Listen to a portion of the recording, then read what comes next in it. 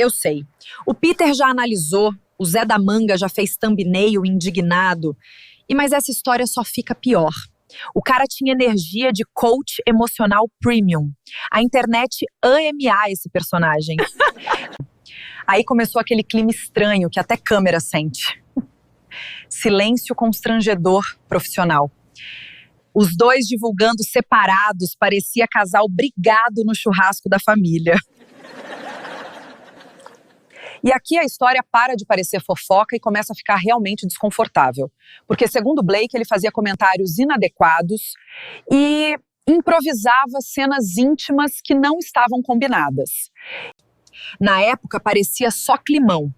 Hoje, parece o primeiro aviso de que essa bomba já estava armada. Na divulgação, os dois quase não apareciam juntos. Energia de casal brigado no casamento da prima. Aí a internet achou que Blake estava leve demais para divulgar um filme sobre um tema tão pesado. E o tribunal da internet é assim: sorriu na entrevista, virou tese sobre falta de empatia.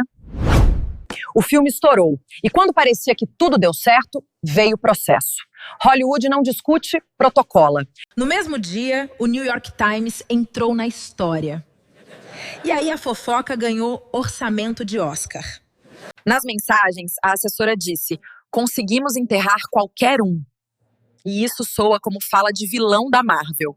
Em menos de 20 horas, Baldoni foi dispensado pela maior agência de Hollywood. Um estalo e a cadeira sumiu.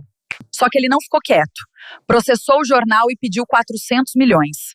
A audácia veio em Dolby Atmos. Segundo ele, Blake e Ryan tentaram tomar o filme e usar as acusações como estratégia.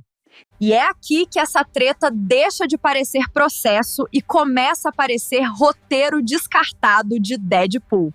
Ryan teria pedido que Hollywood fosse pra cima dele, porque milionário também sabe apertar botão nuclear.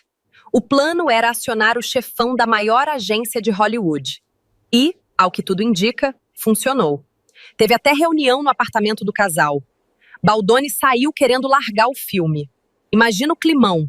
Mas lembra daquele anti-herói caótico que transforma trauma em piada? Pois é. Parece que ele lembrou também. Nicepool era bonzinho, feminista, cabelo grande, tão específico que faltou o RG na piada. E como é personagem fictício, ninguém pode dizer que foi indireta.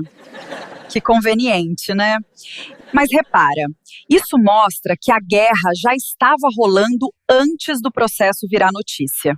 A treta deixou de ser quem brigou no set e virou quem controla a narrativa primeiro. E a internet ama isso.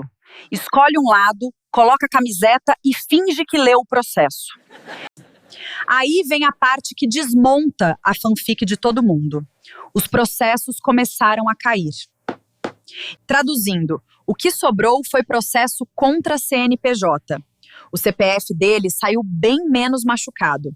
E enquanto isso, a reputação dela também começou a descer a ladeira sem freio. A marca dela teria perdido milhões. E a internet produziu posts como se fosse trabalho em grupo. E é isso que torna essa história tão estranha. Os dois acusaram e os dois sangraram. Quando o julgamento se aproximou, os dois fizeram o que Hollywood mais ama: um acordo. E o comunicado dizia que o filme era motivo de orgulho. Depois de um ano de guerra. Isso não é paz. É cálculo. Continuar custaria mais caro do que parar. Poucas horas depois, Blake apareceu no Met Gala. Isso foi recado, não coincidência. Porque em Hollywood até o silêncio é comunicado. E cada aparição é roteiro. E aí vem a pergunta que todo mundo queria responder desde o começo. Quem venceu? Ninguém. Só advogados, canais de cultura pop e o algoritmo saíram realmente felizes. Reputação é papel amassado. Você até abre de novo, mas as marcas ficam. O caso provou que a máquina de difamação não tem lado. Só muda quem segura o volante. E você? Ainda acha que existe mocinho nessa história? Me conta, porque eu quero ler. Eu amo ler vocês. Vocês são caóticos, mas são meus. Um beijão da tia Nana.